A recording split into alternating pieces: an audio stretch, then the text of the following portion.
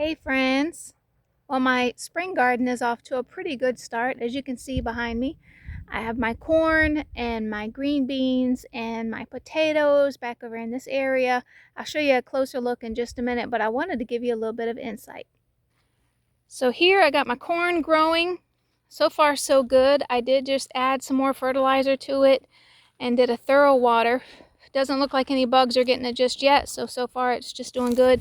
I have a little gap right here. This is going to be my concession planting.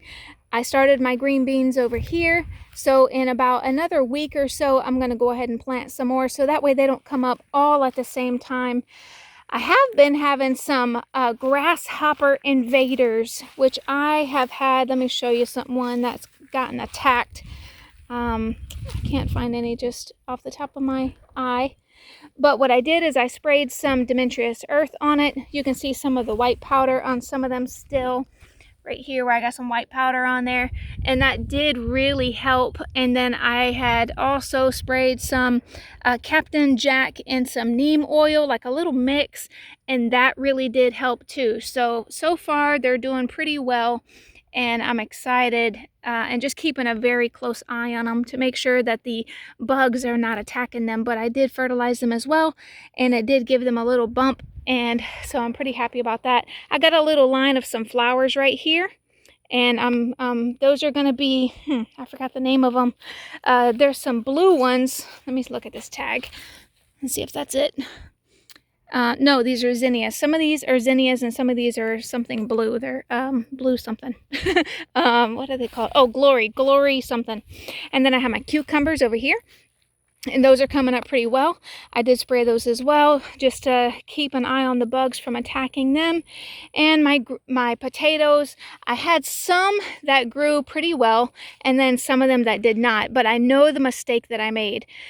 I had cut them too early and I didn't plant them on time. So they probably dried out for about 2 weeks because I was busy with helping the church plant their potatoes. And then so mine sat and kind of dried out. So I didn't get as great of a production as I did last year, but that's okay. So far so good. I just did pull the dirt up a little bit more on them and they're looking good. So I'm not too disappointed. And then I have my tomatoes over here, and I thinned them out a little bit on the bottom. I went ahead and trimmed them and got these little suckers off of them where they start coming up here. So that way they can start sprouting up a lot higher and start getting some production. And I got some peppers and jalapenos over there, and some more flowers on the other side. Now what I did here with this fencing, I put a small fence up because my main fence, if you see the main fence here, I had some rabbits that were getting under there, and let me show you what I did. I had rabbits getting under there, and I wanted to put the fence up just to make sure they didn't get in, but then I came through here and added some additional chicken wire right here, because they were still getting in these ones, like the little baby rabbits were coming in, and I have this mesh here. But what they were doing is when that electrical wire wasn't on, they were eating right through this netting. And so I had a bunch of gaps all in this netting. So what I started to do is to go around the entire fence, which is a lot. And that's been time consuming. So I still have a little bit more to do. You can see where it ends right here, and I still got some additional area that I have to do. But right here, this is going to keep my rabbits out, and I don't have to mess with them ever again.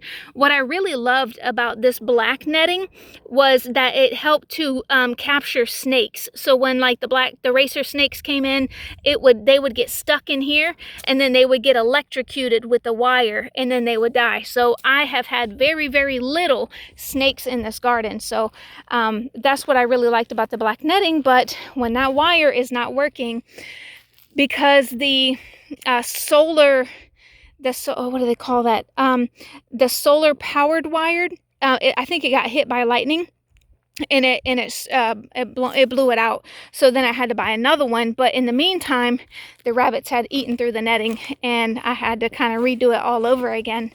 And I have some additional herbs over here, and those are growing really well. I had built this raised bed out of pallets, and so far it's still holding up very well.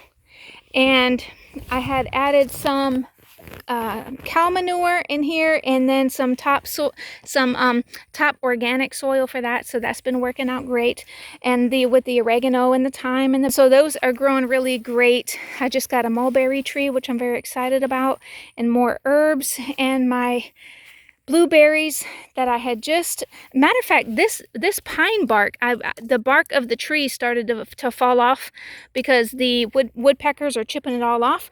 So what I did is I went ahead and just crumbled it all up and stuck it on top. There is some smaller mulch down here. If you look, there's some smaller mulch down here that I had bought from the store, but this is just kind of working as a great mulch to keep the moisture inside. So so far those are working out great. And maybe one day I would like to do a video and kind of tell you about my venture to move into Georgia and getting into gardening and homesteading. We are originally from Florida, Central Florida, and I know everyone is flocking to Florida, but there's a lot of us that was moving from Florida. So and a lot of that had to do with the amount of traffic and the population of it just increasing way too much, especially for us Floridians that have grown up there our whole life.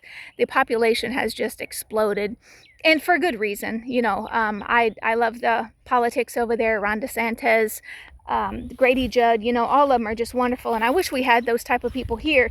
And we have a decent amount, but those guys are awesome. So I can't speak too much on them, you know, just besides they're great. And we miss having those type of people that are standing for the people and defending our rights and things like that. Especially what, you know, Ron DeSantis had just passed with the Sharia law, that they're not going to be able to pass Sharia law over there. So that's wonderful. But I would like to do a video that just kind of explains, you know, why we had moved over here, why we had decided to start a homestead, especially like during COVID when that whole thing was going down. And you know, we were like city slickers when we came here, and I mean, we really knew hardly anything. And we have just grown so much over the past 4 years, and I would love to just be able to motivate other people that are interested in homesteading and starting, getting away from the city life and just learning about the country life. You know, God has basically transformed us of who we are in our soul, our being. We have just completely transformed and grew closer to God, and God had just put us into this great community of people that love the Lord, and that's really been helping us to just grow as individuals and grow as a family. You know, we've grown very close to each other. So I'm going to have to make that video for you guys because I think a lot of you will be inspired. And I come from a mortgage background. I've been in the mortgage industry for probably 25 years. And so I've had a lot of experience with just understanding the market. I follow a lot of economists, and knowing the direction that we're headed into. You know, I'll give you a brief summary. We had moved here because I knew I was going to lose my job when before COVID had hit. And sure enough, you know, by the time I was able to talk my husband into moving over here, I lost my job and I was out of work for 2 years. I couldn't find work. So it was something that I was definitely led by God to be able to come over here, because this was a lot more affordable than where we were at. But like I said, we've grown so much. But for people that are yearning for something like this, it's doable. You know, you can do it. We came out here to South Georgia and we bought 10 acres, and you know, we made the garden and, you know, ponds, and my husband's got a shooting range, which he completely loves. So, you know, for someone like us, that I would probably consider us, you know, middle class people, you know, if we can do it, then so can everybody else. You know, even people that grew up in the city and don't know anything about country life, because we didn't. I mean, literally, we didn't even know where our well was. We were complete hicks when we moved out here. They kind of laughed at us.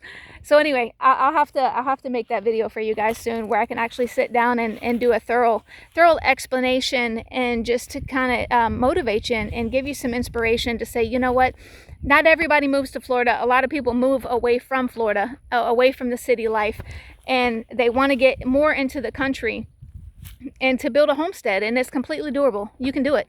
And so I'll have to sit down and explain that. I can even talk about financing, explaining about financing and things like that, and how we had actually were able to save up the money, and how we had looked for the locations. And literally, no lie, literally when COVID came out, we were in the perfect position. We were ready to buy, and probably 4 months after COVID hit, we had already had a contract on a property in South Georgia.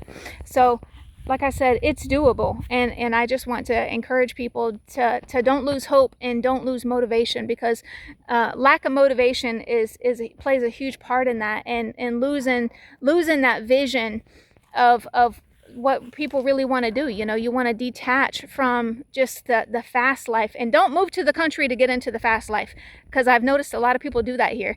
I didn't move away from the city to get into a fast life and become stressed again. So I wouldn't recommend doing that. But anyway, I'll have to make that video soon, and hopefully you would be inspired by it. So I'm glad you get to see my garden, and I will show you the rest of it whenever it starts to come up. This has taken a lot of trial and error.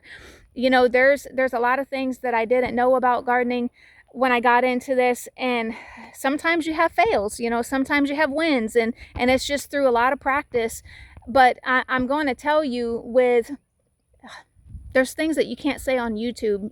This is why I need to start my Rumble channel and my X channel, so that way I can talk about the things that I really want to talk about, because I would love to actually talk more about like the war and the famines that are coming. So I'm gonna make sure that I get onto that. Okay, so I'll talk to you soon. Thanks. Bye.